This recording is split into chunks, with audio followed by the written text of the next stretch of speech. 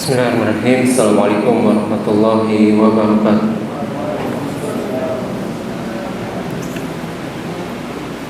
Alhamdulillah wa kafa, wassalatu wassalamu ala nabiyyina al-mustafa wa ala alihi wa sahbihi ahli sidqi wal wafa. Alhamdulillah, kita bisa melanjutkan kajian kita bersama kitab Riyadhus Shalihin karangan Imam Yahya bin Syaraf An-Nawawi rahimahullah ta'ala, yang mana ini merupakan nikmat yang sangat besar. Kita bisa berkumpul melaksanakan suatu kebutuhan kita, yang mana kebutuhan ini lebih besar daripada kebutuhan makanan dan minuman kita. Imam Ahmad bin Hanbal pernah mengatakan, hajatun nas la'ilm a'zamu min hajatihim ila ta'ami wasyarab. Kebutuhan manusia kepada ilmu itu jauh lebih besar daripada kebutuhan makanan dan minuman. Lianna hajatahum ila ta'ami wasyarabi fa fil yawmi marratan aw marratain. Karena kebutuhan manusia kepada ilmu, kebutuhan manusia kepada makanan setiap harinya cukup dipenuhi dengan satu kali atau dua kali saja. Wa amma hajatuhum ila ilmin fa bi adadil anfas. Adapun kebutuhan mereka kepada ilmu itu sejumlah nafas mereka. Alhamdulillah, kita masih bisa melaksanakan kebutuhan kita ini di tempat yang terbaik di atas permukaan bumi, masjid-masjid Allah Subhanahu wa taala, dalam kondisi sehat walafiat. Salawat dan salam mudah-mudahan senantiasa tercurah limpahkan untuk Nabi kita yang mulia, Nabi Muhammad, beserta para keluarganya, para sahabatnya, dan para pengikutnya yang setia berada di bawah naungan sunnah beliau hingga akhir zaman. Kita masuk ke bab yang baru, bab yang ke-40, babu birril walidaini wasilatil arham. Bab keutamaan berbakti kepada dua orang tua dan menyambung silaturahim. Kita langsung bacakan saja hadisnya.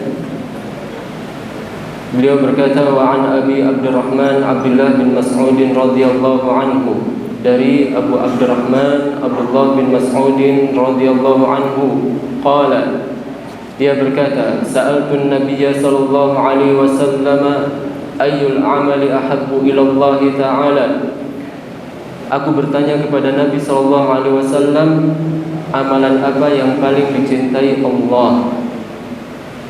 Qala as-salatu ala waqtiha. Nabi sallallahu alaihi wasallam menjawab, salat di awal waktunya. Qultu thumma ay? Qala birrul walidain. Kemudian aku pun bertanya lagi, kemudian apa wahai Rasulullah? Nabi sallallahu alaihi wasallam menjawab, berbakti kepada kedua orang tua. Qultu thumma ayyun? Kemudian aku bertanya lagi, qala al-jihadu fi sabilillah. Aku bertanya lagi, apa kemudian ya Rasulullah? Kata beliau, al-jihadu fi sabilillah. Muttafaqun alaih. Dalam riwayat yang lain disebutkan, lawalau istawazatuhu lazanani. Kalaulah seandainya aku meminta tambahan, niscaya Rasulullah akan menambahkan lagi. Ini hadis pertama dari bab birril walidain. Kita lihat, Abdullah bin Mas'ud bertanya kepada Nabi sallallahu alaihi wasallam, ayyul amali ahabbu ila Allah ta'ala. Amalan apa yang paling dicintai Allah Subhanahu wa taala? Demikianlah para sahabat, mereka memiliki semangat yang sangat tinggi untuk beramal.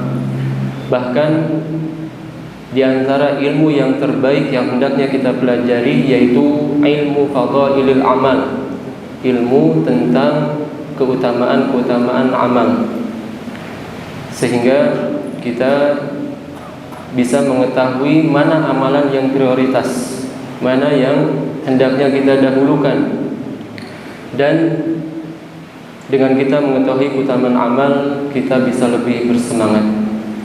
Demikianlah para sahabat, lihat bagaimana mereka sangat bersemangat untuk bertanya amalan terbaik.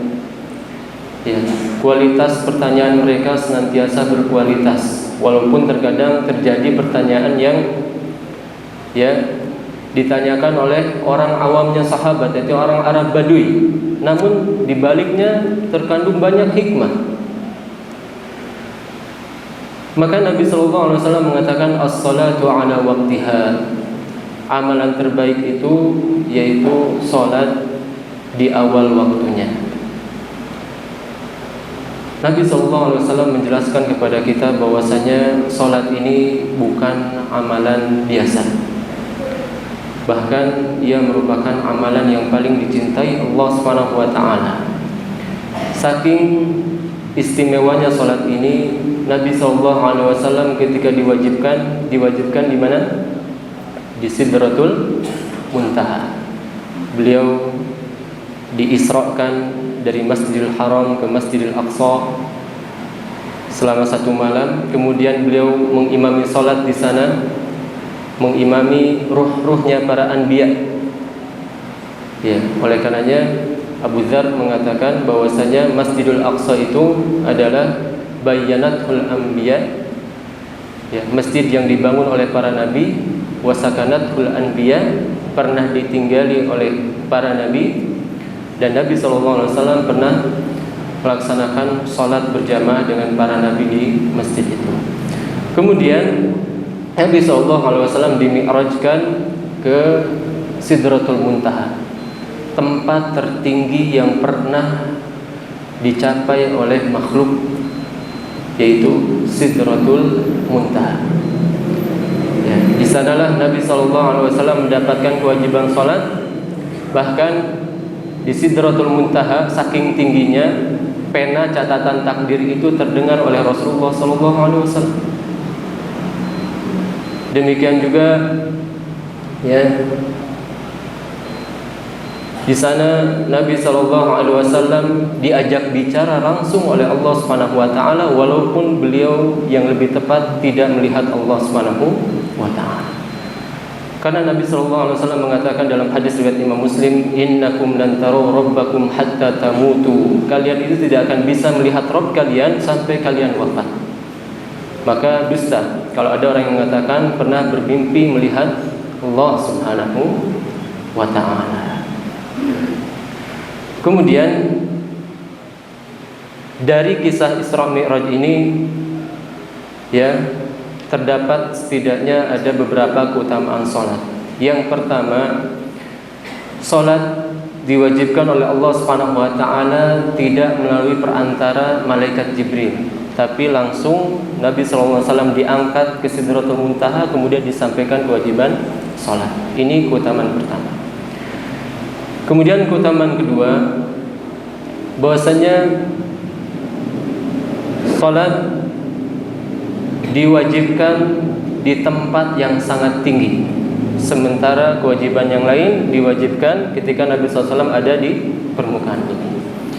Kemudian yang ketiga, sholat di awal kewajibannya itu diwajibkan berapa kali?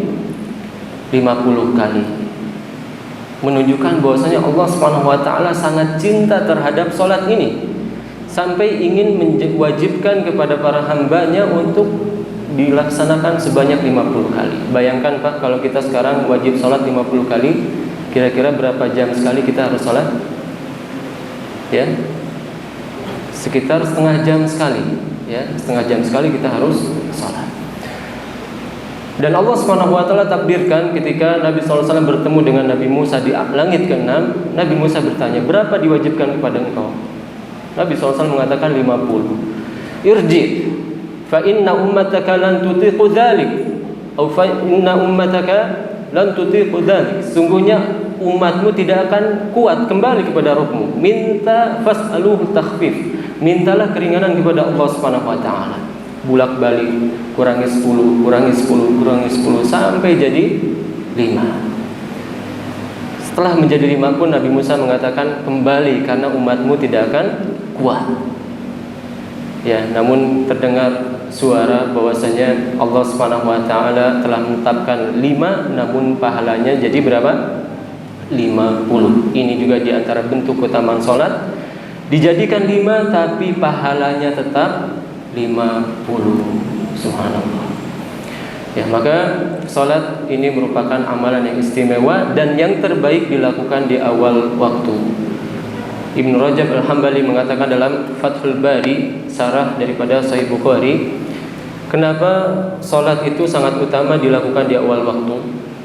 Kata beliau, karena orang yang salat di awal waktu, dia akan dinilai salat sepanjang waktu itu. Kalau ada yang salat sekarang zuhur jam berapa, Pak? 11.50 41 11.41. Kalau kita tadi sholat jam 12.20 ya, Masya Allah, panjang. Kalau orang di luar sholat 11.50 misalkan, atau 11.55, maka dari 11.55 itu dia sudah dinilai sholat sampai akhir. Ya, kalau dia ditanya jam 2, Pak udah sholat? Apa jawabannya? Sudah sholat, walaupun dia sholatnya di awal waktu. Jadi kata Ibnu Rajab Al-Hambali, orang yang sholat di awal waktu, selain secara perbuatan dia telah melakukan di awal waktu, secara pahala pun dia telah mendapatkan pahala dari awal waktu sampai akhir waktu. Subhanallah. Ya, makanya di sini dikatakan as-sholatu ala waqtiha. Namun hendaknya kita perhatikan ya, terutama muadzin ya, tapi alhamdulillah kalau di sini tidak terjadi ya. Kalau di luar setelah adzan banyak yang langsung qomat. Ya. Padahal ya inti dari adzan itu apa? Panggilan untuk sholat ya, peringatan bahwasanya sholat sudah masuk waktunya.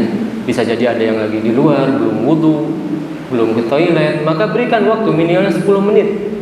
Apalagi kalau sholat subuh ya, sholat subuh ya, berikan waktu 20 sampai 30 menit ya. Pernah ada seorang muadzin yang sudah tua ditegur ya, karena setelah azan subuh tidak lama kemudian qomat ya. Ketika ditegur kata bapak itu, kan sudah 10 menit Pak. Kata yang mengingatkan itu, Pak, Bapak ya 10 menit itu nggak cukup buat mandi junub ya. Sementara di luaran sana banyak pemuda-pemuda yang harus mandi junub ya. Bapak mungkin nggak perlu mandi junub, tapi di luaran sana banyak yang perlu mandi junub. Maka berikan waktu subuh antara 20 sampai 30 menit. Kemudian Nabi SAW mengatakan summa ayy ya, ketika ditanya summa ayyu qala birrul walidain.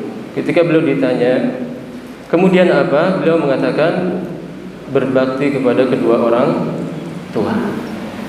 Setelah Nabi SAW mengatakan hak terbesar ya kepada Allah setelah tauhid yaitu salat, kemudian beliau menyebutkan hak terbesar kepada makhluk yaitu berbakti kepada kedua orang tua. Dan patokan berbakti kepada kedua orang tua ya, mudahnya adalah bagaimana kalau jika Anda sebagai orang tua apakah nyaman jika diperlakukan seperti itu. Itu saja patokan ya seorang berbakti kepada orang tua atau tidak.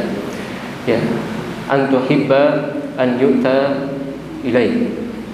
Engkau senang bermuamalah kepada orang lain sebagaimana engkau ingin diperlakukan seperti itu. Itu patokan akhlak yang baik. Kemudian Nabi SAW mengatakan ketika ditanya summa ai, beliau menjawab al jihadu fi sabilillah, yaitu berjihad di jalan Allah Subhanahu wa taala.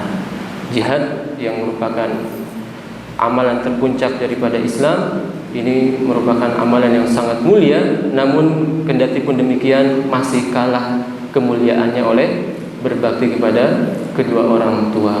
Mungkin ini saja yang bisa kita bahas pada kesempatan kali ini. Mudah-mudahan Allah Subhanahu wa taala menjadikan kita orang-orang yang berbakti kepada kedua orang tua kita, baik yang masih ada maupun yang sudah tiada. Wassalamualaikum warahmatullahi wabarakatuh. Wa akhiru da'wana alhamdulillahirabbil alamin. Subhanakallahumma wa bihamdik, asyhadu an la ilaha illa anta, astaghfiruka wa atubu ilaik. Assalamualaikum warahmatullahi wabarakatuh.